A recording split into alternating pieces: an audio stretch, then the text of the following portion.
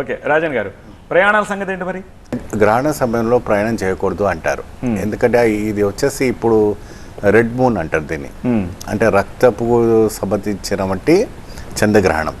ఈ సమయంలో ప్రయాణం చేయకూడదు అనేసి ఒక శాస్త్రం ఉంది.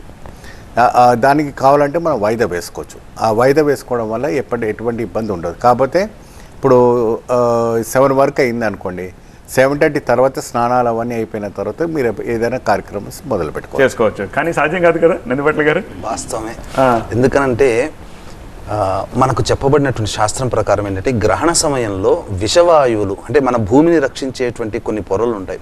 ఆ పొరలకి అంటే విషవాయువుల ప్రభావం నేరుగా మన భూమి మీద ప్రసరించడం వల్ల బలహీనంగా ఉన్నటువంటి శరీరగ్రస్తులు ఎవరైతే ఉంటారో వాళ్ళ మీద ఎక్కువ ఎఫెక్ట్ చూపుతుంది. అంటే పడగానే ఎఫెక్ట్ చూపదు.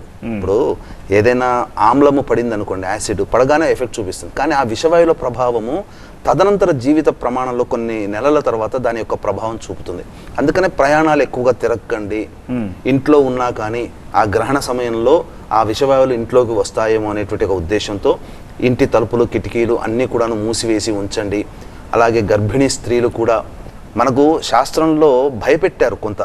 అంటే మన శాస్త్ర ప్రకారం కొంత ఉంటే దాన్ని సొంత పైత్యం చేత ఇంకెక్కువగా చేసి కొంతమంది తమ ప్రభావం చూపాలని గర్భిణీ స్త్రీలని ఒక కొయ్యలాగా కూర్చోండి, ఎక్కడికి కదలొద్దు, గాలి కూడా పీల్చుకోవద్దు అవసరం ఉంటే తప్ప అన్నట్టుగా చిత్రీకరించారు.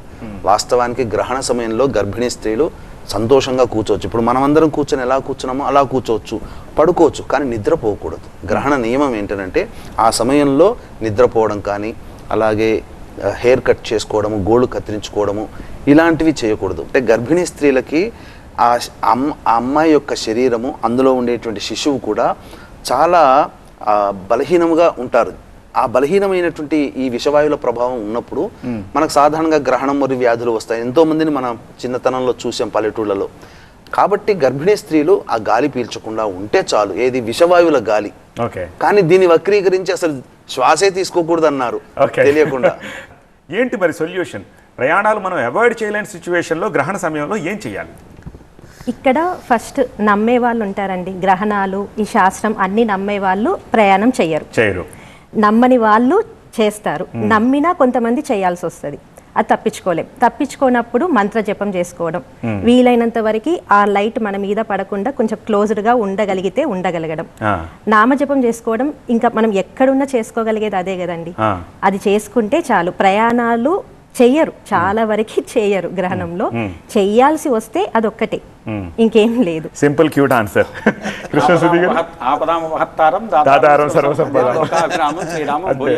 ప్రయాణానికి ఖచ్చితంగా యశోనామ రూపాభ్యాం యాదవి సర్వమంగళ తయో సంస్మరణాత్మసాం సర్వతో జయమంగళం. ప్రయాణం అప్పుడు ఇది స్మరించుకుంటూ ఉంటే ఆ ప్రయాణ సంబంధంలో ఉండేటువంటి ఇబ్బందులు తొలగుతాయని చెప్పి శాస్త్రం చెప్పింది. ఏం చెయ్యాలి అంటే మనం ఒక చిన్న వాటర్ బాటిల్ తెచ్చుకుంటే చాలు. పెట్టుకొని గ్రహణం 3:19 ప్రారంభమవుతుంది కదా, ఆ సమయంలో నీళ్లు తీసుకొని గంగాని స్మరించుకుంటూనైనా లేదా గాయత్రి మంత్రం చల్లుకొని 3 సార్లు, లేదా నీళ్లు తీసుకొని పుండరీకాక్ష అని 3 సార్లు చల్లుకొని అప్పుడు మళ్ళీ నీరు తీసుకొని మన కుడి బొటన వేలు ఎడమ బొటన వేలుని తడుపుకుంటే చాలు, స్నానం ఆచరించినట్టు. పట్టు స్నానం ఆ సమయానికి ఆ విధంగా భావన. తర్వాత వీలు కుదిరినప్పుడల్లా వర్క్ చేస్తున్నైనా వర్క్ ఈజ్ వర్షిప్. మన వర్క్ని మనం చెడగొట్టుకోకుండా ఉండి మనకు ఖాళీ సమయంలో దొరికినప్పుడల్లా కూడా నామజపం, గురువు గారు ఇచ్చిన మంత్రోపదేశం కానీ, శివ సహస్రనామం, విష్ణు, లలిత, హనుమాన్ చాలీసా, గురు చరిత్ర, గురు అష్టకం, కాలభైరవాష్టకం చాలా ఉన్నాయి.